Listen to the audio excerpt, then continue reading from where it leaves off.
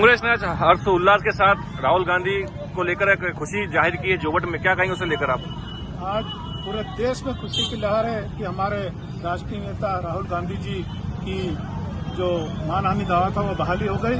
उस खुशी के बाद आने वाले समय में हमारे 2 दिन बाद स्वाभिमान यात्रा हमारे आदिवासियों के अधिकार को भारतीय जनता पार्टी ने आदिवासियों पे जो शोषण अत्याचार किया था उस यात्रा को लेकर हमारे झाबुआ में समापन होगा और 6 तारीख को आपके जोबट में भी ये यात्रा आएगी और इस यात्रा के माध्यम से हम हमारे आदिवासी समाज के रक्षक उनकी स्वाभिमान को बचाने के लिए यात्रा निकाली जा रही है। आप लोगों ने देखा होगा जब से दिल्ली में और मध्य प्रदेश में भारतीय जनता पार्टी की सरकार है, मोदी और शिवराज डबल इंजन की बात करते हैं। आदिवासियों का हक का जो भारत सरकार के द्वारा जो पैसा आता था वो रोक दिया गया। मध्य प्रदेश शासन के द्वारा भी आदिवासी हक का जो पैसा आता था उसको रोक दिया गया और आदिवासी मत का पैसा शहरों में जो मेट्रो में लगाया जा रहा उसी को लेकर ये सब लड़ाई लड़ी जा रही है। और आप लोगों ने देखा होगा कि पंचायतों में आज एक भी कोई काम नहीं है। तो ये सरकार ना किसी की है ना किसी के साथ रहेगी और हमारी कांग्रेस पार्टी आदिवासी के स्वाभिमान की लड़ाई लड़ती रहेगी। स्वाभिमान यात्रा को लेकर भुरिया जी ने एक बड़ी जिम्मेदारी आपको जोबट नगर में सौंपी गई है, क्या कहेंगे उसे लेकर आप?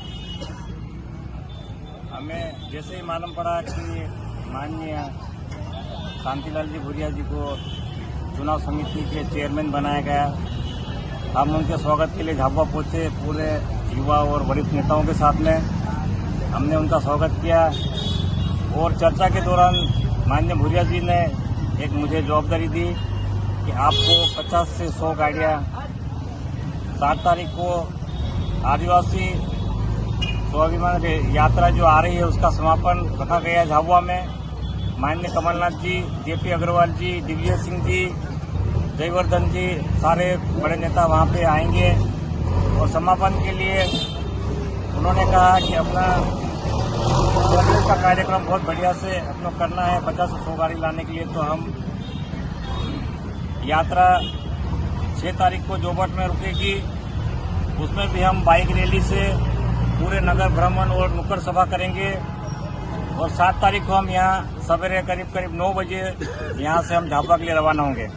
कहीं न कहीं आलाकमान से आपको एक इशारा मिल गया जिसको लेकर आप विधायक की तैयारी में जुट चुके हैं, क्या कहेंगे उसे लेकर आप?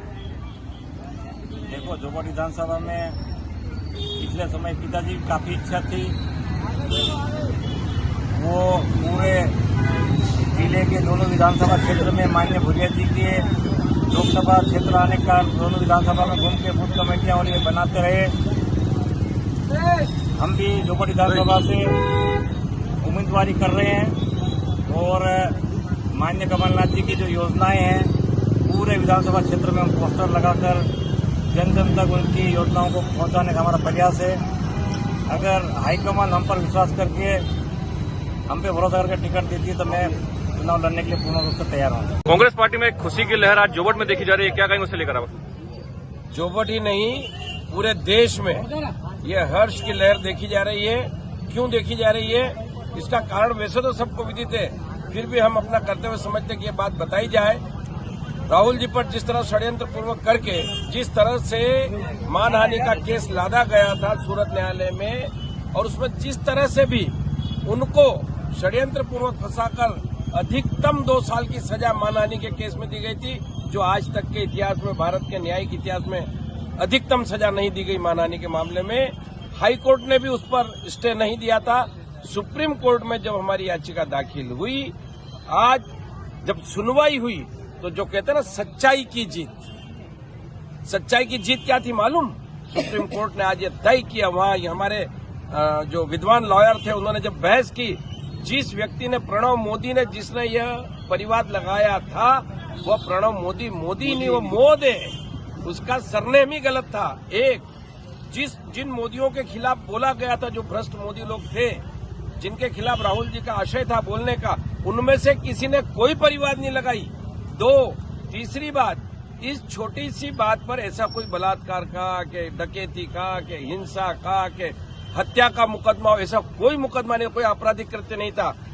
चूंकि स्वतंत्रता की आजादी है देश में, डेमोक्रेसी में बोलने की आजादी है, लेकिन उनके बोलने पर भी प्रतिबंध लगाया गया था। और जो सजा हुई थी, राहुल जी से निचली अदालतों में कहा गया माफी मांग लीजिए। राहुल जी ने कहा मैं डरता नहीं, मैं माफी नहीं मांगूंगा, मैं जेल जाऊंगा, लेकिन सच्चाई की लड़ाई लड़ूंगा। उन्होंने सच्चाई की लड़ाई लड़ी और आज सुप्रीम कोर्ट ने यह बात साबित कर दी कि राहुल जी सच्चे थे, उन्होंने माफी नहीं मांगी और आज उन्हें उनके जो निचली अदालतों के फैसले थे सजा के उन्हें स्थगित कर दिया गया और उन्हें उनकी सदस्यता आज वापस बहाल हो जाएगी लोकसभा की।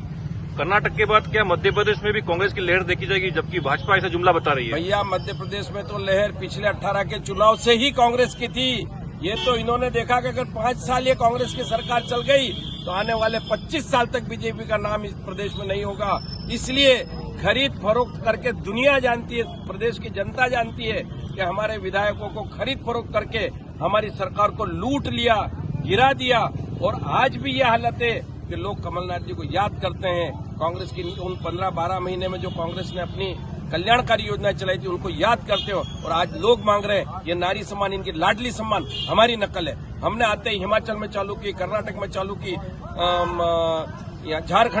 झारखंड के छत्तीसगढ़ में चालू, सभी दूर राजस्थान में चल रही है। इन्होंने तो नकल की है ये लाडली बहन अभी चुनाव को देखते हुए, केवल नकल है और वो भी 1000 रुपए। जब कमलनाथ जी ने 1500 कहा तो बोल रहे हैं अब 1500 भी देंगे, 250 बढ़ाएंगे, 3000 देंगे। ये सब चुनावी इनके वादे हैं। चुनाव में ये वोट खरीद ले, बहका के ले ले, कैसे भी ले ले और उसके बाद वापस 4 साल किसी को नहीं पूछने वाला।